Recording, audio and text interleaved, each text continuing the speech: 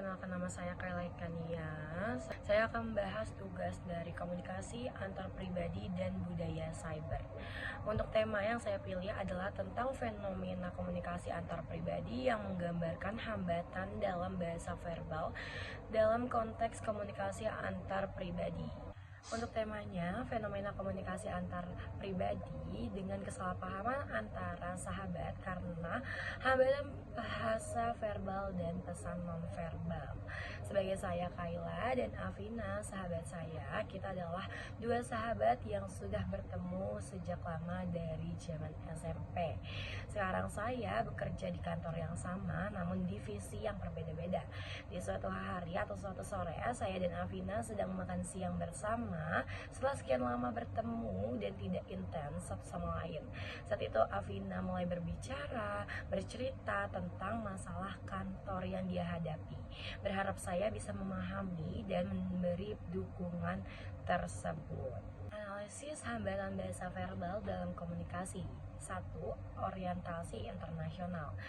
Definisi menggunakan kata atau makna kata berdasarkan stereotip atau asumsi, bukan berdasarkan konteks nyata. Seperti contoh, Afina berkata, aku kerja sama manajer baru yang perfeksionis banget nih.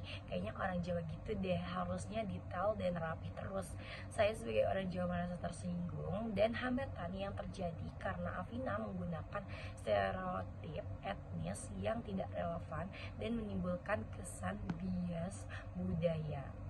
Untuk yang kedua, potongan kompas, seperti dua orang menggunakan kata yang sama tetapi memiliki arti yang berbeda. Sebagai contoh, saya mengatakan, aku pikir kamu terlalu dramatis deh tentang masalah kantor kamu itu.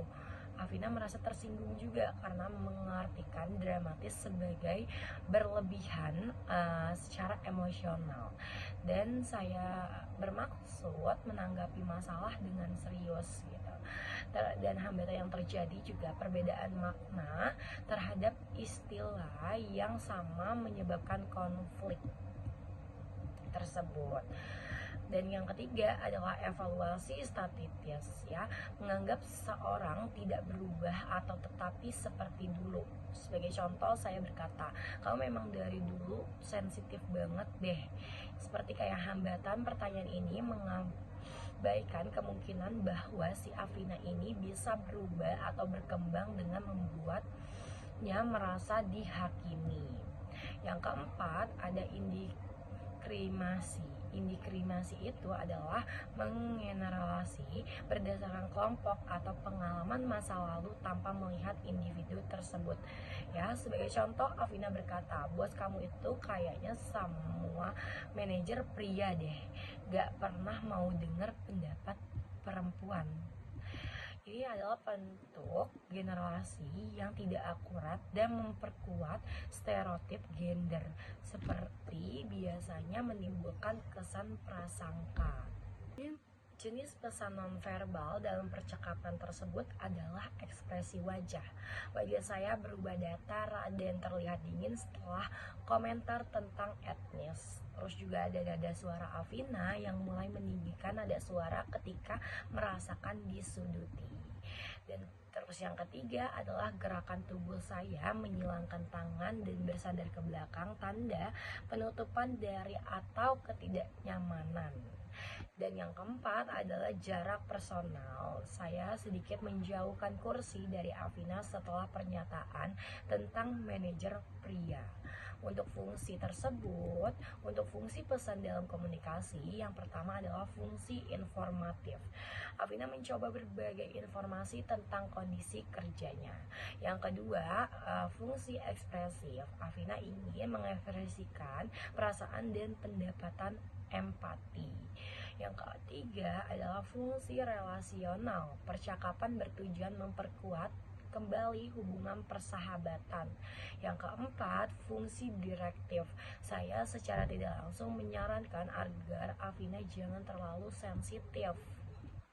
Dampak keseluruhan dari hambatan tersebut adalah percakapan yang dimaksud untuk mempererat hubungan justru menimbulkan jarak karena hambatan bahasa verbal tersebut dan interpretasi pesan nonverbal yang keliru. Keempat, hambatan tersebut masing-masing merasa tidak dipahami dan tidak dihargai.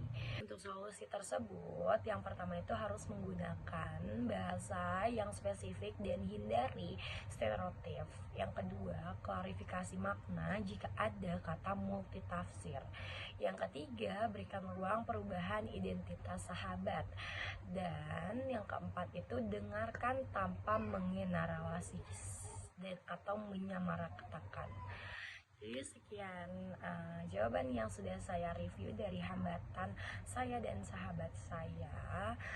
Terima kasih yang sudah menonton video ini. Semoga bisa menjadi lebih baik lagi.